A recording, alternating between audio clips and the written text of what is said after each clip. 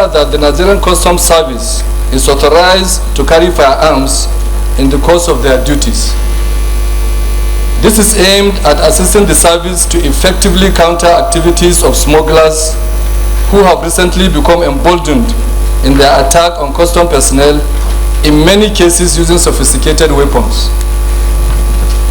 Worried that some officers of the Nigerian Customs Service, who should be civil and professional in their engagements and handling of firearms, have had a series of shootings of innocent citizens.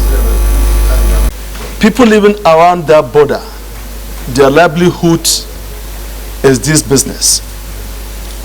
For a very, very long time, when the custom decide to take position of shoot aside, what happened? The smugglers went and collaborate with the bandits. So therefore, it's become a kind of clash that happening day in, day out. Mr. President, yes, there's a rules of engagement.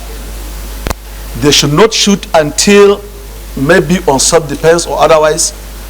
But Mr. President, is a situation that in that area is very, very, very, very bad. When we are doing campaign in 2015, the people that supported us or supported Muhammad Buhari then around that area are those boys, men and women in that business. But Mr. President, if those group, I was opportune to meet with them in 2017, they come to pay me courtesy call. When I started asking, where is one person she was shot by a custom? Why this person was shot by a custom? Why? And they mentioned about 10 out of them. I know that in the armed forces, you have to explain where a bullet has gone.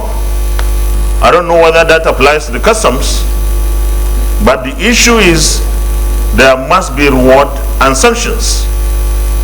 For those that have killed or maimed people, there must be consequences.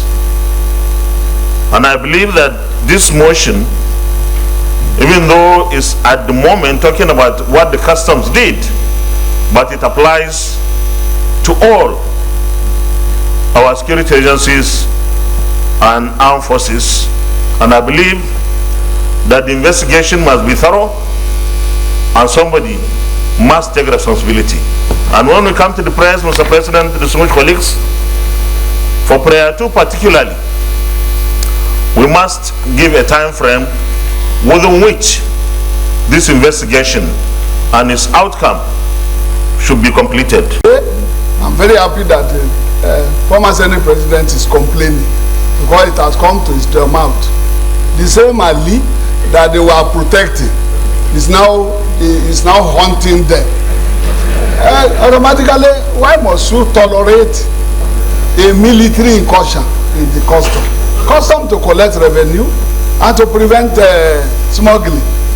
It doesn't need to kill anybody because of rice. It doesn't need to kill anybody because of tokumbo.